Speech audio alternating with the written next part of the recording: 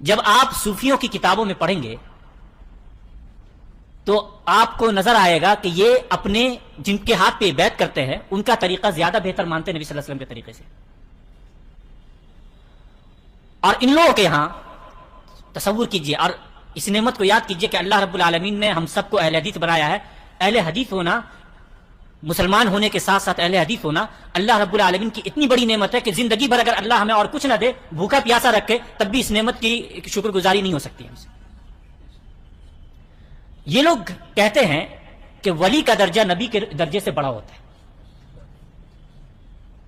ولی نبی سے ایک درجہ اوپر ہوتا ہے، اور کہتے ہیں کہ نبی کو واسطے کی ضرورت تھی، جبریل علیہ السلام کی ضرورت تھی وحی کے لینے کے لیے. ولی تو ڈائریکٹ لیتے ہیں اللہ سے. اور ایسے بہت عجیب عجیب عقائد ہیں جو ایک مسلمان کے نہیں ہو سکتے. تو میں اگر یہ کہہ رہا ہوں، یا مصنف نے، مؤلف نے اگر یہ کہا ہے کہ کوئی یہ عقیدہ رکھے کہ غیر نبوی کا طریقہ، نبی صلی اللہ علیہ وسلم کے علاوہ کسی اور کا طریقہ زیادہ بہتر ہے، تو یہ نہ سوچے کہ یہ خیالی بات ہے، یہ واقعی بات ہے، موجود ہے، حقیقی بات ہے. لوگ ایسا عقیدہ رکھتے ہیں. Wake up to reality.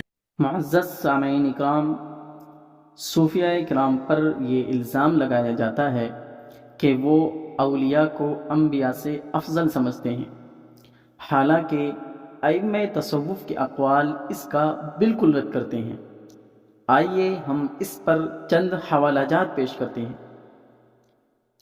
امام ابو نصر سراج طوسی رحمۃ اللہ تعالی علیہ فرماتے ہیں: الولایت والصدیقیت منورۃ بانوار النبوہ فلا تلحق النبوۃ ابدا فکیف تفضل علیہا.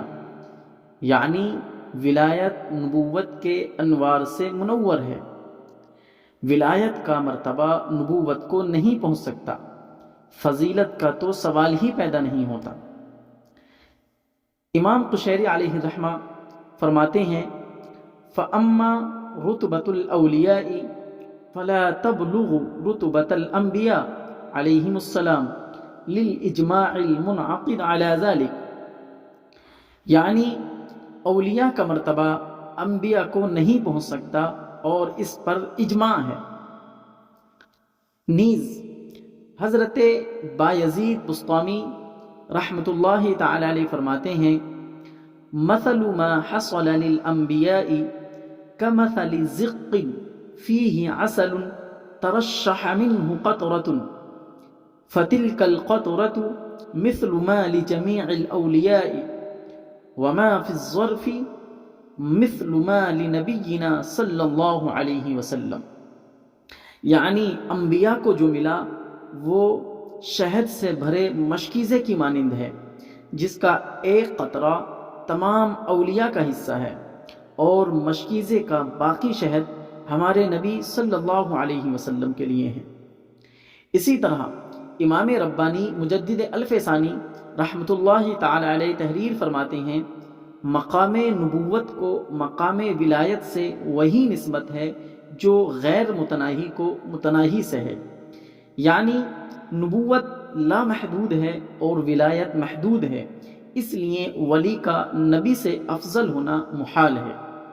محترم سامعین اکرام، مذکورہ حوالہ جات سے معلوم ہوا کہ حقیقی صوفیہ کا یہ نظریہ بالکل بھی نہیں کہ اولیاء انبیاء سے افضل ہوتے ہیں، بلکہ حقیقی صوفیہ انبیاء کو اولیاء سے افضل مانتے ہیں. اب سوال یہ پیدا ہوتا ہے کہ اولیاء کو انبیاء سے افضل ماننے کا نظریہ کہاں سے آیا؟ تو محترم سامعین اکرام، بعض جاہل اور غالی افراد جو خود کو صوفی کہتے ہیں جبکہ ان کا تصوف اور صوفیہ سے کوئی تعلق نہیں، ایسے افراد کا یہ نظریہ ہے، اور ان افراد کی ذاتی آراء کو اصلی اور حقیقی صوفیہ کے نام سے منسوب کر دینا علمی خیانت ہے، کیونکہ معتبر صوفیہ کے اجماعی اقوال اس الزام کو باطل قرار دیتے ہیں.